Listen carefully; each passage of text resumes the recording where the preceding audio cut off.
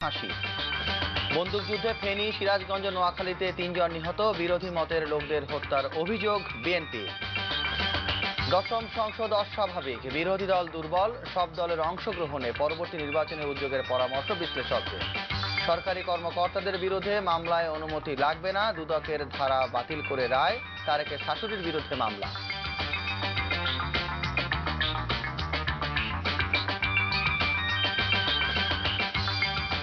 আসসালামু আলাইকুম, মুনিরুল ইসলাম আমন্ত্রণ জানাচ্ছে এনটিভির মধ্যরাতের খবরে। একেএসটিএমটি বার শিরোনাম দেখছিলেন, এবারে বিস্তারিত। দেশের স্মরণকালের বৃহৎ ও বহুল আলোচিত 10 ট্রাক অস্ত্র চোরাচালান মামলায় তৎকালীন শিল্পমন্ত্রী মতিউর রহমান নিজামী, সাবেক স্বরাষ্ট্র প্রতিমন্ত্রী লুৎফুজ্জামান বাবর সহ 14 জনের মৃত্যুদণ্ড দিয়েছে চট্টগ্রাম মহানগর দায়রা জজ ও বিশেষ ট্রাইব্যুনাল 1। আর অস্ত্র আটক মামলায় এদের সবাইকে যাবজ্জীবন কারাদণ্ড ও 5 লাখ টাকা করে অর্থদণ্ড দেওয়া হয়েছে। দণ্ডপ্রাপ্তদের মধ্যে উলফার সামরিক কমান্ডার পরেশ বড়ুয়া ও তৎকালীন শিল্প সচিব নুরুল আমিন ছাড়া আটক রয়েছে 12 জন।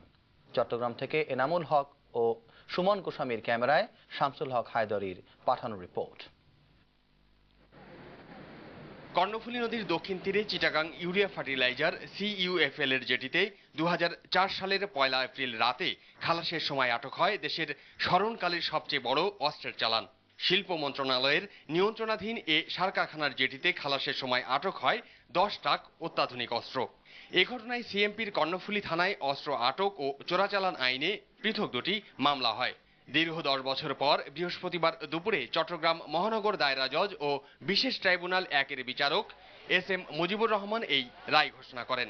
রায়ে অস্ত্র চোরাচালান আইনে মৃত্যুদণ্ড ও অস্ত্র আইনে যাবজ্জীবন কারাদণ্ড দেওয়া হয় তৎকালীন শিল্পমন্ত্রী মতিউর রহমান নিজামী ও স্বরাষ্ট্র প্রতিমন্ত্রী লুৎফুজ্জামান বাবর, ভারতের বিচ্ছিন্নতাবাদী সংগঠন উলফার সামরিক কমান্ডার পরেশ বড়ুয়া, তৎকালীন শিল্প সচিব নুরুল আমিন, DGFI এর সাবেক মহাপরিচালক অবসরপ্রাপ্ত major general Rezzakul Haider Chowdhury, NSI এর সাবেক মহাপরিচালক অবসরপ্রাপ্ত ব্রিগেডিয়ার জেনারেল আব্দুর রহিম, সাবেক পরিচালক অবসরপ্রাপ্ত উইং কমান্ডার শাহাবুদ্দিন আহমেদ, উপপরিচালক অবসরপ্রাপ্ত মেজর লিয়াকত হোসেন, সাবেক কর্মকর্তা আকবর হোসেন খান, CUFL এর সাবেক MD মহসিন উদ্দিন তালুকদার, সাবেক GM admin KM Enamul Haque, ঠিকাদার আব্দুস সোবাহান, চোরাচালান চক্রের প্রধান হাফিজুর রহমান, সদস্য দিন মোহাম্মদকে। রায় ঘোষণার পর সন্তোষ প্রকাশ করেন রাষ্ট্রপক্ষের আইনজীবী। এই অস্ত্রের মামলার সাথে যারা জড়িত তারা হাই প্রোফাইলের লোক। এখানে প্রসিকিউশনের পক্ষ থেকে যে সমস্ত সাক্ষীগুলো আনা হয়েছে এরাও হাই প্রোফাইল প্রসিকিউশন সাক্ষী। এদের সাক্ষ্য মূল্যায়ন করে মাননীয় আদালত নির্দিষ্টভাবে তাদের বিরুদ্ধে মামলা প্রমাণিত হয়েছে বলে স্থির সিদ্ধান্ত নিয়ে তাদেরকে সর্বোচ্চ শাস্তি দিয়েছে। তবে রায়ে ন্যায় বিচার পাননি উল্লেখ করে এই মামলা নিয়ে উচ্চ আদালতে যাবেন বলে জানিয়েছে আসামি পক্ষ। সরকারের উচ্চপদস্থ কর্মকর্তা, NSI এবং DGFI হেড আর বাবর সাহেব, এই 3 জন মানুষ সরকারি দায়িত্বে থাকাকালীন সময় তাদের যদি এই কথিত অস্ত্র উদ্ধারের পর কোনো অবহেলা হয়, তাহলে সেই অবহেলাকে অস্ত্র আইন অথবা চোরাচালানির অপরাধের মধ্যে গণ্য করার কোনো আইনগত সুযোগ ছিল না। লুৎফুজ্জামান বাবর তিনিই মনে করেন তাকে রাজনৈতিক হয়রানির জন্য এই শাস্তি দিয়েছে। তিনি বলেছেন এই রায়ের বিরুদ্ধে উচ্চ আদালতে তিনি আপিল করবেন। সুপ্রিম কোর্টের সিদ্ধান্তের দিকে আমাদেরকে তাকিয়ে থাকতে হবে। আমরা ন্যূনতম ন্যায় বিচারটাও এই আদালতে পাইনি। 10 ট্রাক অস্ত্র আটক মামলায় মোট 56 জন আসামির মধ্যে মারা গেছেন 4 জন। আর পলাতক রয়েছেন ভারতের বিচ্ছিন্নতাবাদী সংগঠন উলফার সামরিক কমান্ডার পরেশ বড়ুয়া ও তৎকালীন শিল্প সচিব নুরুল আমিন। বর্তমানে আটক রয়েছেন 12 জন। তবে বাকি 38 আসামির ব্যাপারে আদালত তাৎক্ষণিক কোনো সিদ্ধান্ত দেননি বলে জানিয়েছেন রাষ্ট্রপক্ষের আইনজীবী। আর রায় ঘোষণা হলেও ঘটনার ব্যাপারে বেশ কিছু গুরুত্বপূর্ণ তথ্য উদ্ঘাটন ও নিষ্পত্তি হয়নি বলে দাবি করেছেন 10 ট্রাক অস্ত্র আটক মামলার সাবেক পাবলিক প্রসিকিউটর। কোত্থেকে এগুলো বাংলাদেশে আসলো এটার কোনো সুরাহা হয়নি, 1 নম্বর। 2 নম্বর, সিঙ্গাপুরের কাস্টমস অথরিটি যে অনওয়ার্ড কাস্টম ডিক্লারেশন দেয়, ওরা কেউ এই আদালতে পরীক্ষিত হয় নাই। 3, এই জাহাজটি কার, এই অস্ত্রগুলি কোথায় যাচ্ছিল এবং কাদের বিরুদ্ধে সে ব্যবহার হওয়ার কথা ছিল। রায় ঘোষণাকে কেন্দ্র করে বৃহস্পতিবার সকাল থেকেই চট্টগ্রামের আদালত ভবন, কারাগার, বিচারকের বাসভবন সহ নগরের গুরুত্বপূর্ণ মোড়গুলোতে নেওয়া হয় বাড়তি নিরাপত্তা। আর রায় শোনার জন্য আদালত প্রাঙ্গণে ভিড় করেন আসামি পক্ষের স্বজন সহ উৎসুক মানুষ। NTV news desk. আইনমন্ত্রী আনিসুল হক মনে করেন ভবিষ্যতে এ ধরনের অপরাধ সংগঠনের ক্ষেত্রে এই রায় সতর্ক বার্তা হিসেবে কাজ করবে। এদিকে সরকারের প্রধান আইন কর্মকর্তা অ্যাটর্নি জেনারেল রায়ে সন্তোষ প্রকাশ করেন। আইনের শাসন প্রতিষ্ঠা করার যে অঙ্গীকার, সেটা প্রতিফলনই হচ্ছে এটা যদি ধামা চাপাও দেওয়া হতো, অস্ত্র যদি সেখানে নাও পৌঁছতো, তাহলেও কিন্তু যারা এইসব অপরাধ করেন তারা কিন্তু উৎসাহিত হতেন। কিন্তু এটার বিচার হওয়াতে যেটা হলো যে এরকম অপরাধ করতে এরপরে অপরাধীরাও যথেষ্ট ভাববে। আমাদের দেশে গ্রেনেড দিয়ে হত্যা করে ফেলার যে প্রবণতা সৃষ্টি হয়েছে সেটা হয়েছে এই অস্ত্রগুলো আসার পরে। আজকে এই মামলার রায় হয়েছে এবং আদালত শাস্তি প্রদান করেছেন যারা এর সাথে জড়িত ছিল। আদালত যে রায় দিয়েছেন সেটা অন্ততপক্ষে আমি সন্তোষ প্রকাশ করছি। অন্যদিকে রায় নিয়ে মিশ্র প্রতিক্রিয়া জানিয়েছেন সুপ্রিম কোর্ট আইনজীবী সমিতির সাবেক সভাপতি অ্যাডভোকেট জয়নাল আবেদিন। এই যে জাজমেন্টগুলো হচ্ছে, আপনি দেখেন এই যে কিছুদিন আগে একজন বিচারক তারেক রহমানের মামলায় তারেক রহমানকে খালাস দিয়েছে। যখনই খালাস দিলেন তখনই এই বিচারকের বিরুদ্ধে বিভিন্ন রকম তদন্ত শুরু হলেন। এরপরে আমাদের এই দেশের বিচারকরা এত ভীত সন্ত্রস্ত আছে যে তারা মনে করেন যে যদি লাইফ সেন্টেন্স দেওয়া যায় তাইলে হয়তো তাদের ভবিষ্যতে এই ধরনের এই মোতাহার সাহেবের মতো অবস্থা ফেস করতে হবে না। দীর্ঘ 10 বছর পর 10 ট্রাক অস্ত্র মামলার রায় ঘোষিত হলেও কিভাবে অস্ত্রগুলো দেশে এলো তা অজানা সংশ্লিষ্টদের। তবে ভারতীয় বিচ্ছিন্নতাবাদীদের জন্য আনা হয়েছিল এসব অস্ত্র, এমন সব তথ্য উঠে এসেছে মামলার বিচারক এস.এ. মুজিবুর রহমানের সংক্ষিপ্ত সারসংক্ষেপে। চট্টগ্রাম থেকে আরিজ আহমেদের পাঠানো রিপোর্ট।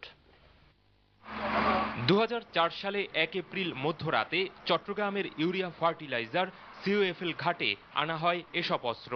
গভীর সমুদ্র থেকে দুটি মাছ ধরার ট্রলার যোগে আনা অস্ত্রগুলো খালাস করা হয় সিইউএফএল ঘাটে। গভীর রাত পর্যন্ত ট্রাকে উঠানো হয় অস্ত্রের চালান। পুলিশের 2 সার্জেন্ট এসব মালামাল খালাসের সময় সন্দেহ হলে পুলিশের উপকমিশনার আব্দুল্লাহ হেল বাকিকে অবহিত করেন। এ সময় পুলিশের টহল দলের সাথে বাকবিতণ্ডা হয় সেখানে থাকা প্রতিরক্ষা কর্মকর্তাদের। বিষয়টি পুলিশের ঊর্ধ্বতন কর্মকর্তাদের নজরে এলে গভীর রাতে বাড়ানো হয় পুলিশের টহল। পুরো ঘাট ঘিরে রাখে পুলিশ। পরে পুলিশের নিয়ন্ত্রণে সকাল 10টা পর্যন্ত 10টি ট্রাকে তোলা হয় এসব অত্যাধুনিক অস্ত্র। এসব অস্ত্র উদ্ধারের পর ট্রাক যোগে নিয়ে আসা হয় নগরীর দামপাড়া পুলিশ লাইন মাঠে। পরে ঘটনাস্থল পরিদর্শন করেন তৎকালীন স্বরাষ্ট্র প্রতিমন্ত্রী লুৎফুজ্জামান বাবর সহ ঊর্ধ্বতন কর্মকর্তারা। 3 এপ্রিল কর্ণফুলী থানার ওসি বাদী হয়ে অস্ত্র আটক ও চোরাচালান মামলায় পৃথক 2টি মামলা দায়ের করেন। আসামি করা হয় 44 জনকে। 19 জুলাই সম্পূরক অভিযোগপত্র দাখিল করে সিআইডি। 2007-এর তত্ত্বাবধায়ক সরকারের আমলে বহুল আলোচিত এ মামলাটি অধিকতর তদন্তের নির্দেশ দিলে তদন্ত শেষে 2011 সালের 23 জুন তৃতীয় সম্পূরক অভিযোগে সাবেক শিল্পমন্ত্রী মতিউর রহমান নিজামী, সাবেক স্বরাষ্ট্র প্রতিমন্ত্রী লুৎফুজ্জামান বাবর সহ নতুন করে 11 জনকে আসামি করা হয়। 2011 সালের 29 নভেম্বর সাক্ষ্য গ্রহণ শুরু হয়, শেষ হয় 2012 সালের অক্টোবরে। 1200 পৃষ্ঠা জুড়ে সাক্ষী ও জেরা রেকর্ড করেন বিচারক। চলতি বছরের 13 জানুয়ারি যুক্তিতর্ক শেষ হয়। বৃহস্পতিবার ঘোষণা করা হলো বহুল আলোচিত এ মামলার রায়। NTV news desk. এবার অন্য প্রসঙ্গ। ফেনীর ফাজিলপুরে র্যাবের সাথে বন্দুকযুদ্ধে ইউনিয়ন যুবদলের সিনিয়র সভাপতি নিহত হয়েছেন। নোয়াখালীতে পুলিশের সাথে বন্দুকযুদ্ধে সোনাইমুড়ি উপজেলা বিএনপির যুগ্ম আহ্বায়ক তৌহিদুল ইসলাম তৌহিদ নিহত হয়েছেন। এদিকে সিরাজগঞ্জে র্যাবের সাথে বন্দুকযুদ্ধে হত্যা মামলার আসামি বাবুল নিহত হয়েছে। তৌহিদের স্বজনরা জানান, মঙ্গলবার রাজধানীর জাতীয় প্রেসক্লাবের সামনে থেকে তৌহিদ ও ফয়সাল নামে আরেক বিএনপি কর্মীকে সাদা পোশাকের ব্যক্তিরা আটক করে পল্টন থানায় নিয়ে যায়। পুলিশ জানায়, বুধবার তৌহিদকে নেওয়া হয় নোয়াখালীর সোনাইমুড়ি থানায়। পরে তার স্বীকারোক্তিতে মিরিপাড়া গেলে তৌহিদের সহযোগীরা পুলিশকে লক্ষ্য করে গুলি চালায়। পুলিশও পাল্টা গুলি চালালে তৌহিদ গুলিবিদ্ধ হয়। পরে তাকে নোয়াখালী জেনারেল হাসপাতালে ভর্তির পর চিকিৎসকরা মৃত ঘোষণা করেন। তৌহিদের 2 পায়ে গুলি ও শরীরে বিভিন্ন স্থানে আঘাতের চিহ্ন ছিল বলে জানান কর্তব্যরত চিকিৎসকরা। তবে অপর নেতা ফয়সালের এখন পর্যন্ত নিখোঁজ। অপরদিকে সিরাজগঞ্জের র্যাবের সাথে বন্দুকযুদ্ধে আওয়ামী লীগ নেতা সাইফুল ইসলাম হত্যা মামলার এজাহারভুক্ত আসামি বাবলু মোল্লা নিহত হয়েছেন। পুলিশ জানায় বুধবার রাতে শহরের হোসেনপুর মোল্লাবাড়ি সংলগ্ন বাদ এলাকায় নাশকতার প্রস্তুতির খবরে র্যাবের সাথে দুষ্কৃতকারীদের গুলি বিনিময় হয়। এ সময় বন্দুকযুদ্ধে বাবুলের মৃত্যু হয়। সহিংসতাকারীদের নয়, সারা দেশে যৌথ বাহিনীর অভিযানের নামে বিরোধী মতের লোকদের হত্যা করা হচ্ছে বলে অভিযোগ করেছে বিএনপি। বৃহস্পতিবার দলের নয়াপল্টনের কেন্দ্রীয় কার্যালয়ে এক সংবাদ সম্মেলনে বিএনপির যুগ্ম মহাসচিব ব্যারিস্টার মাহবুবুদ্দিন খোকন এমন অভিযোগ করেন। স্থানীয় পুলিশ সুপারের নেতৃত্বে নোয়াখালীর সোনাইমুড়ি উপজেলা বিএনপির যুগ্ম আহ্বায়ক তৌহিদুল ইসলাম তৌহিদকে হত্যা করা হয়েছে অভিযোগ করে মাহবুবুদ্দিন খোকন বলেন, সারা দেশে একইভাবে চলছে বিচার বহির্ভূত হত্যা। তিনি বিচার বহির্ভূত হত্যাকাণ্ড বন্ধের দাবি জানান। একই সাথে এসব ঘটনায় দায়ী ব্যক্তিদের বিচারের আওতায় এনে তাদের দৃষ্টান্তমূলক শাস্তিও দাবি করেন খোকন।